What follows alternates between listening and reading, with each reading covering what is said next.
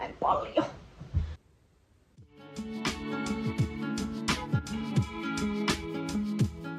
Hei ihana ihminen, tervetuloa. Kiva, että oot eksynyt tänne. Mä oon Isa.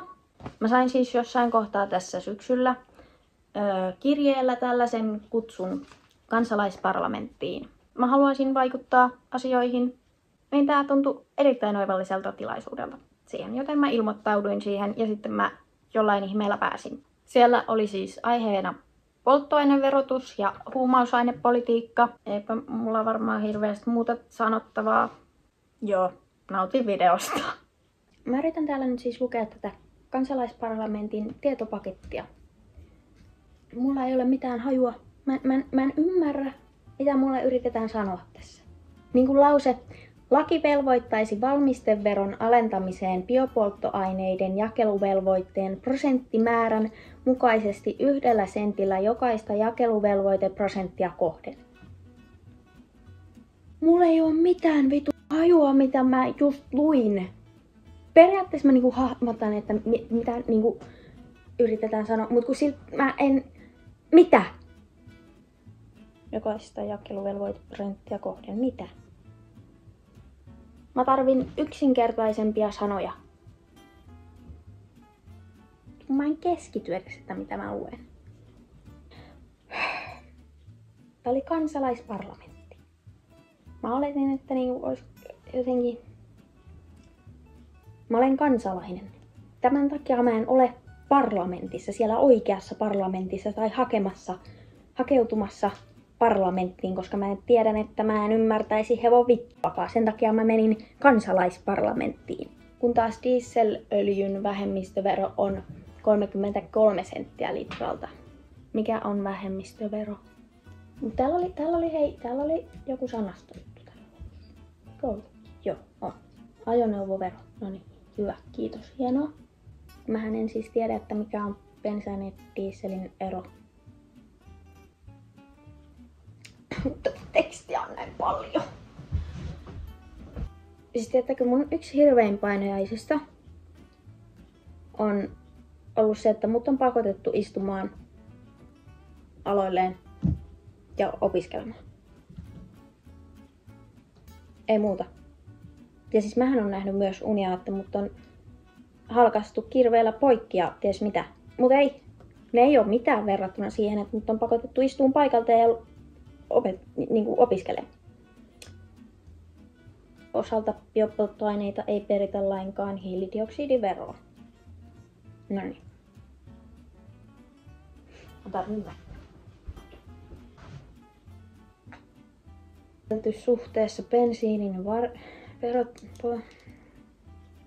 Mä katson uudestaan, mitä tarkoitti käyttövoimavero. Koska minähän sen kerkesin jo unohtaa. Polttoaineiden verotus. Mä en keskity. Bensiinin keskimääräinen verotaso.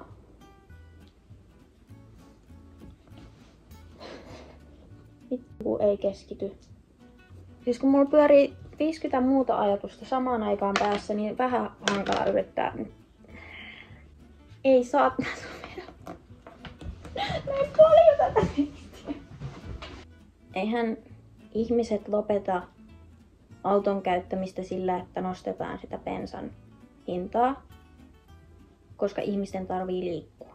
Niin, jos vähennettäisiin sitä yksityisautoilun tarvetta ja tehtäisiin muista liikkumismuodoista esimerkiksi silleen vähän halvempaa ja helpompaa ja silleen kaikin tavoin vaan järkevämpää kuin sillä omalla autolla liikkumisesta, niin ehkä ihmiset tykkäis enemmän liikkua muilla tavoilla kuin sillä omalla autolla. Mutta se on nyt epäreilua, että jos sä asut jossain hevon kuusessa ja sitten nostetaan niitä bensojen hintoja, että käytettäisiin vähemmän sitä autoa. Kun sä nyt jumalauta, jos sä asut siellä hevon kuusessa tuolla jossain perämettässä, niin ei siellä liiku busseja. Siellä ei ole metroja. Täällä ei ole metroja, missä minä olen. Eikä oikeastaan liiku bussitkaan. Mä en oo liikkunut ikinä täällä bussilla, koska niiden liikkumisessa ei vaan oo mitään järkeä. Suomessa Mutta silleen, tiettäkö, kuolleella planeetalla ei ihan hirveästi ole talouskasvua. Ja vaan tälleen BTV. Polttoaineen hinnallahan ei siis todellakaan saada ihmisiä lopettamaan autoilua, koska ihmisen tarvii liikkua. Yksityisautoilua saadaan vähennettyä sillä, että kannustetaan ihmisiä muihin liikkumisvaihtoehtoihin. Ja se kannustaminenhan ei todellakaan tapahdu sillä, että niitä julkisen liikenteen hintatasoa nostetaan. Ihmisillä pitää olla järkevämpiä vaihtoehtoja liikkua kuin se oma auto. Sillähän ne sen vaihtaisi sen oman autonsa muuhun liikkumiseen. Koska iso osa ihmisistä ei niitä kiinnosta paskaakaan, että millä tavalla meidän planeetta nyt on. Koska ihmisillä on aika paljon meneillään omassakin elämässä. Iso osa ihmisistä ei ne mieti, että mikä on ympäristöystävällisempi valinta, vaikka sitä on kuinka toitotettu. Kun siellä on nyt tehty, tiettekö, ollaan tekemässä niin typeriä päätöksiä, jotka vaikuttaa jo valmiiksi heikommassa asemassa oleviin ihmisiin. Niin tällä kohtuullisen hintatason turvaamisella, polttoaineen kohtuullisella hintatason turvaamisella, sellaiset ihmiset, joilta menee nyt niitä tukia sun muita, niin niillä olisi ehkä edes vähän sen helpompaa. Koska siellä tehdään tällä hetkellä aivan idioottimaisia päätöksiä. Ja tiettekö, tää on hyvä, että kun mä pystyn tässä näin niin kuin omalle puhelimelleni puhua ihan tälleen näin. Mut sitten kun on ihmisiä, niin mä en tiedä kuinka mä pystyn puhua. Mä kävin jo eilen läpi tämän valvottu käyttötilahuu meitä käyttäville ja ton kannabislailliseksi säännellyksi ja verolle, niin mä kävin ne jo eilen läpi. Mä tein niistä muistiinpanoja. Mua pelottaa, että mulla ei ole mitään järkevää sanottavaa. Vaikka oikeestihan mulla on tässäkin ollut silleen semi paljon omasta mielestäni ainakin jotain järkevää sanottavaa. Mut kun musta tuntuu, että se ei ole tarpeeksi järkevää. Koska on ihmisiä, jotka osaa puhua järkevämmin kuin minä. Jotka ei mene sekaisin sanoissa ja unohda sanoja ja joudun miettimään 20 minuuttia, mitä sanoo. Mun ajatusmaailma lähtee siitä, että ihmisillä olisi hyvä olla.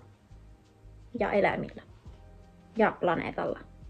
Mä en mene sentään raha ja oma perse edellä.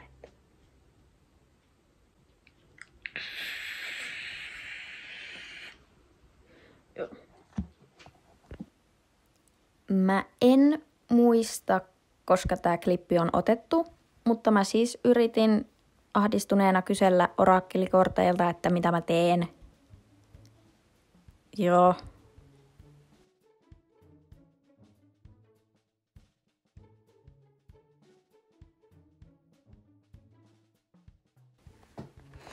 Ja sitten seuraavaksi näkyy toi tietopaketti ja mun lyhyet muistiinpanot.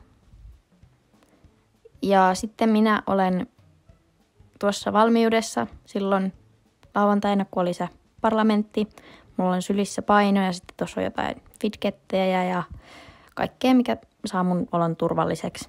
Sitten oli ensimmäinen pienryhmäkeskustelu, paitsi että mä en hirveästi keskustellut, paitsi tämän seuraavan klipin verran. Mä voisin lisätä sen, että kun eihän kukaan ihminen sitä päihderiippuvuutta valitse, että kukaan ei valitse olla addikti. Ja sitten mä sanoinkin jotain, missä ei oikein ollut mitään järkeä, koska mä en vaan tiennyt, miten mä lopetan ton puheenvuoron ja mä en yleisestikään tiennyt, että mitä mä sanon. Ja en osaa puhua. Se on varmaan jo huomattu.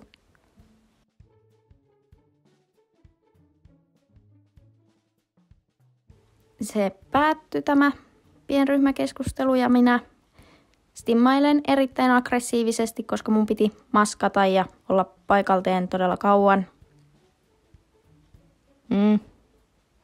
Kävin sitten tässä välissä syömässä ja seuraavaksi olikin webinaari, missä ei siis tarvinnut olla kameran päällä, niin mä sain olla ihan vapaasti itsekseni. Kuten huomaatte, mä teen ihan kaikkia, siis ei, tuossa mun toiminnassa ei ole taas mitään järkeä. Toi ranneke on sellainen, mitä voi, se on pururanneke. Joku rupesi kuivaamaan hiuksia, ärsytti, en pystynyt keskittyä. Sitten taas minä heilun jotain aivan ylimääräistä. Ilmeisesti en ollut samaa mieltä jonkun kanssa, joka siinä puhui sillä hetkellä. Ja sitten erittäin paljon stimmaamista. Ja taas en ollut samaa mieltä jostain asiasta. Tämä on siis hyvä. Tässä mä puhun ääneen, mutta tästä klipistähän ei kuule siis yhtään mitään, koska meillä oli kotona ihmisiä. Niin mä en halunnut puhua ääneen, koska en mä halua puhua ääneen yksin ääneen. Silleen, you know. Joo, niin sitten tässä on vaan tällaisia klippejä, missä mä heilun ja puhun. Ja mulla ei ole enää mitään hajua, mitä mä oon niissä klipeissä sanonut. Joo, sitten näin. Yrittäkää nyt sitten tästä saada selvää, että mitä. Jotain tärkeää asiaa mulla näköjään oli. Sitten mä esittelen mun hienoa palloa. Toi on oikeasti aika hieno. Ja nyt mä olin samaa mieltä jonkun kanssa. Vautsi vau. Mitähän mä tässä sanon? Jotakin ihmettelen. Wow. Jotain tärkeää asiaa.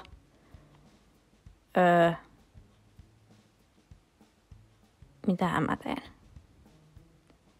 Ilmeisesti kelloa näytin tai jotain. En tiedä, mitä mä teen. Vitsi, mä näytän hyvältä.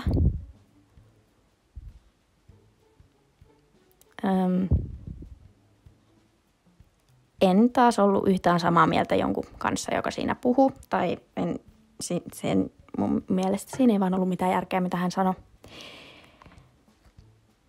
Ja taas mulla oli paljon asiaa, mutta ei mitään hajua, mitä mä sanoin, koska klipissä ei ole ääniä.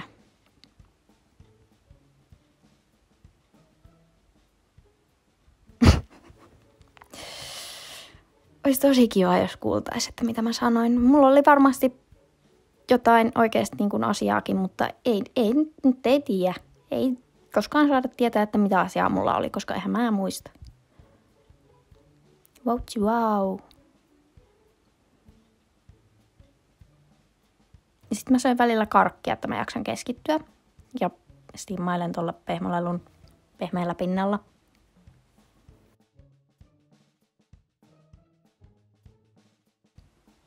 No, mä haluan noita karkkeja. Nyt mä haluan noita karkkeja.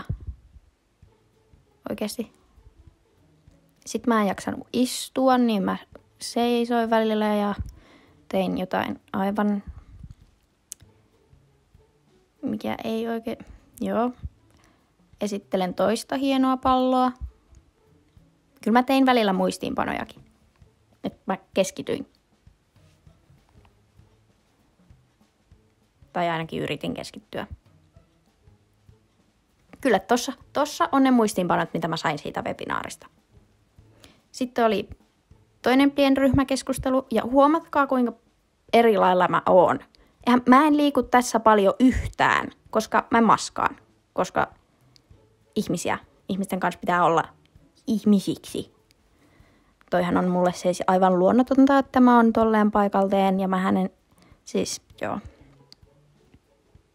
Sitten kattokaa, puhelu pois ja maski pois.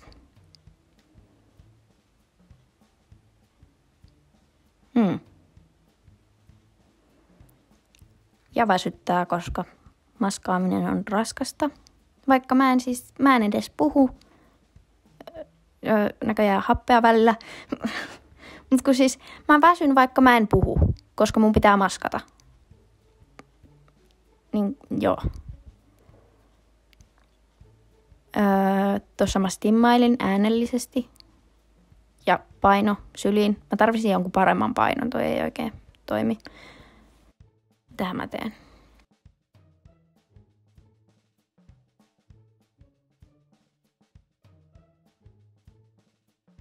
Tuossa oli mun yksinkertaistettu aikataulu, että mä tajuan missä, tai niinku, että koska tapahtuu mitä. Mitä mä taas selitän? Ei, kun mä selitin mun synttäreistä. Joo. Kun tää video tulee pihalle, niin mulla on siitä seuraavana päivänä 11.11. Ja mä ihmettelin tässä, että miten mä voin täyttää jo 20.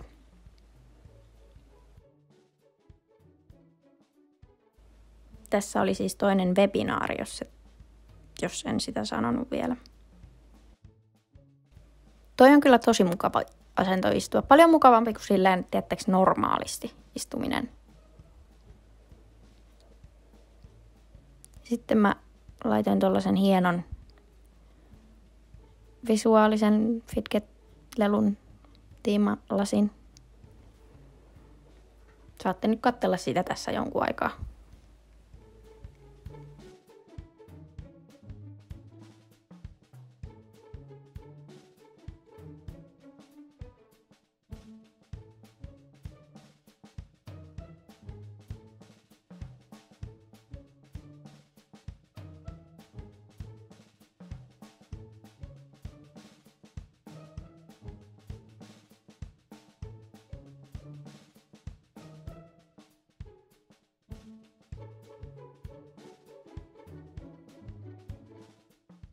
Tää siis näyttää varmaan siltä, että mä en keskity ollenkaan, mutta tää on se, miten mä keskityn. Se, että mä istun paikalteen, niin silloin mä en keskity tai yritän keskittyä tietenkin, mutta tää on mulle paljon luonnollisempi tapa keskittyä.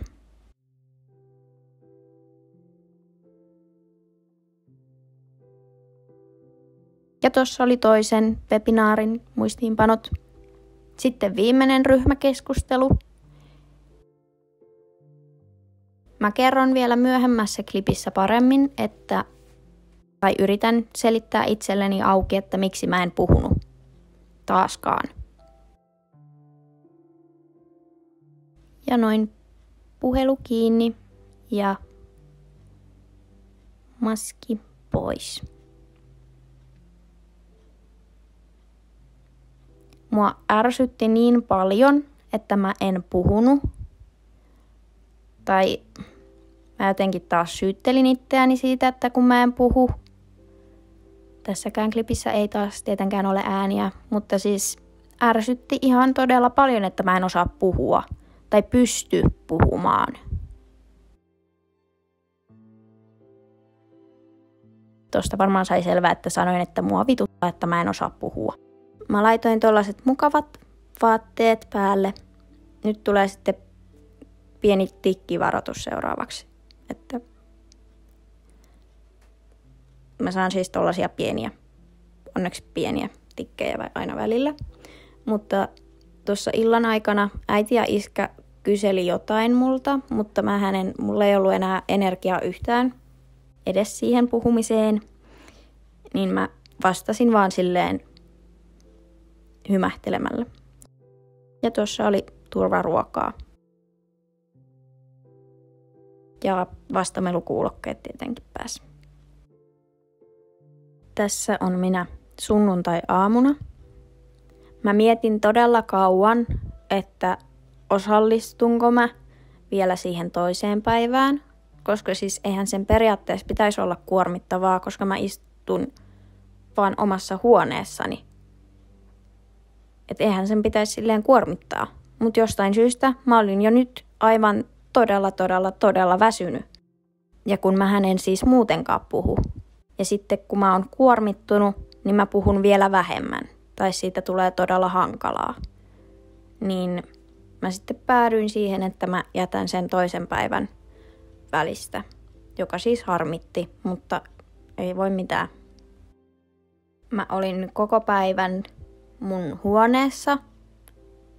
En muista, puhuinko juuri ollenkaan kenellekään, koska ei mulla ollut energiaa puhumiseen.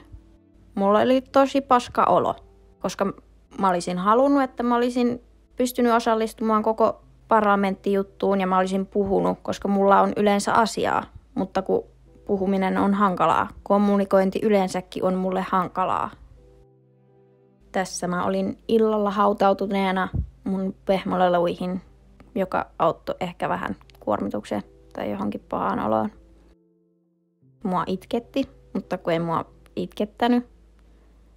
Ja kun mä en oikein saa selvää mun tunteista, mä en osaa nimetä mun tunteita.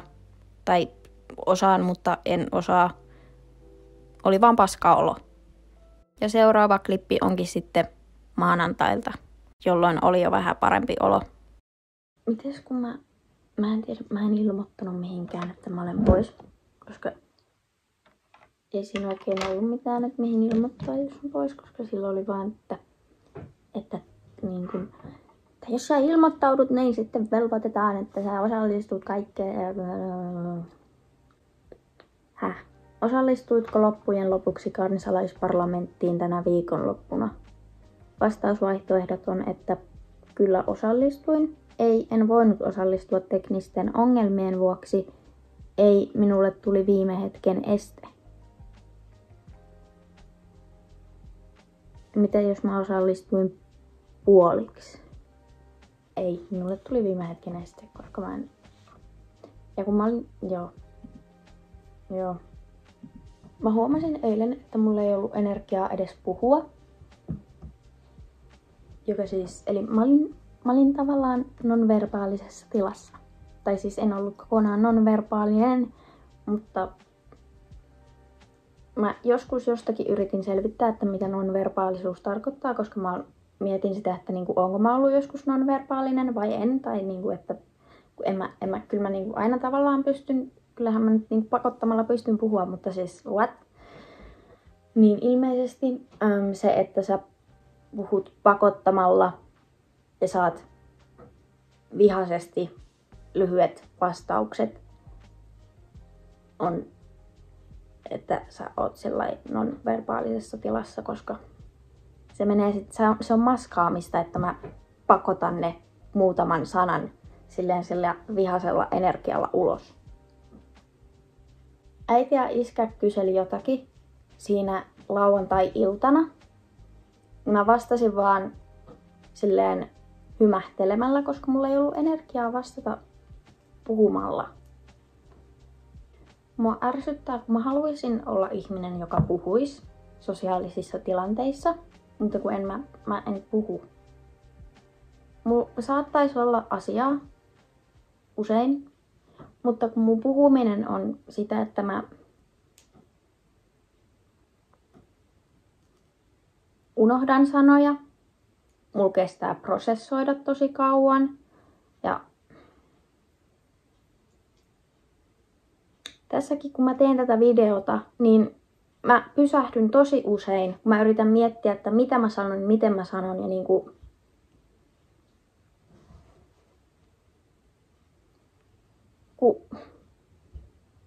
mä rakastan tehdä videoita, koska mä saan puhua.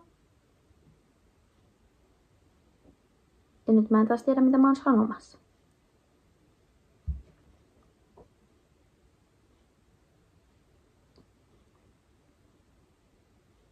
Mulla menee ajatukset niin nopeasti, että mä en kerkeä saada niitä lauseiksi ja sanoiksi ennen kuin mä oon jo ajatellut ne asiat läpi. Ja sit mä oon unohtanut jo, että mitä mä ajattelin. Ja mulla jossain kohtaa todettiin myös jonkunnäköinen sanavaraston vajaavaisuus. Niin kai sekin vaikuttaa, kun mä en muista niitä sanoja, että ne ei tuu silleen tälleen näin, niin sitten näissä videoissa mä saan suunnitella etukäteen, mitä mä sanon. Ja mä saan siinä tässä näin hetkessä miettiä ja muokata uudestaan, että miten mä sanon ne asiat. Ja mä saan sanoa uudestaan, jos mun mielestä mun lauseessa ei ollut mitään järkeä. Usein kun mä puhun itsekseni yksin, jota mä teen tosi paljon, niin mä saatan sanoa oikeasti jonkun lauseen silleen 5 kertaa, koska mä muokkaan sitä koko ajan, kun siinä ei ole mitään järkeä, mitä mä oon sanomassa. Tai mä saatan sanoa jonkun asian, mutta sitten mä sanon sen uudestaan jostain syystä, että mä saan sen järkevämmin muodostettua. Ja sitten mä saan näissä videoissa vielä muokata jälkikäteen, mitä mä sanon. Tai silleen leikata jotain osia pois, jos niissä ei ole järkeä. Ja mä saan leikata ne hiljaiset miettimiskohdat pois. Kun on ihmisiä, niin sitten siinä tulee vielä se, että mä jään prosessoimaan, että mitä muut sanoo. Mulla ei rehellisesti sanottuna mene siinä hetkessä, kun monta ihmistä puhuu, niin mulla ei mene siinä kerkeä siinä päässä mennä ajatusta, että mitä mä sanoisin tähän väliin. Koska siinä kestäisi niin kauan, että mä saisin sen asian sanottua.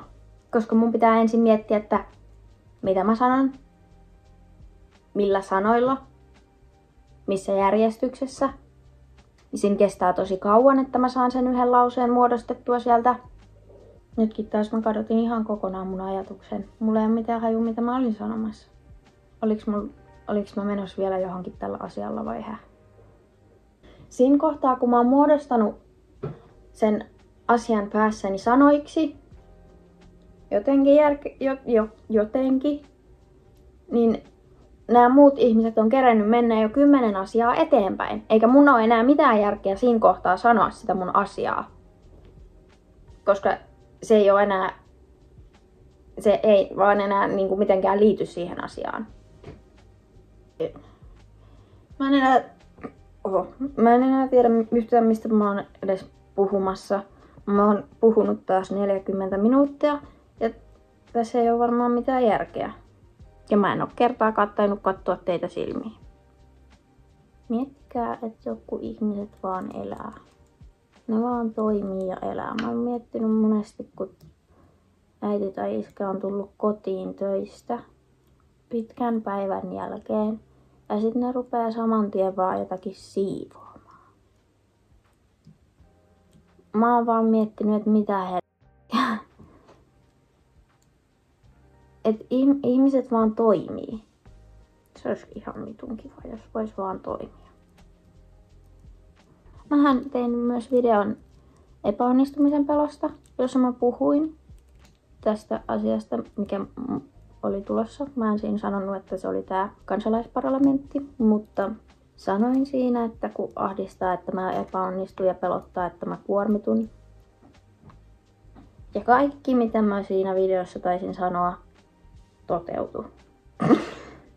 Välillä yliajattelusta on tietysti hyötyä, koska mä oon jo ajatellut kaiken mahdollisen, mikä saattaa tapahtua, niin se ei tule yllätyksenä ja mä olen varautunut. Kiitos, että katsoit videon. Mitähän sä voisit kommentoida? Odotas, mä mietin. Kommentoi vaikka, että olisitko itse lähtenyt kansalaisparlamenttiin. Ja tilaa kanava. Jos haluat, ei ole pakko, mutta jos haluat, niin saa tilata. Minä nyt lopetan tämän videon. Tästä ei tule enää mitään. Hei hei!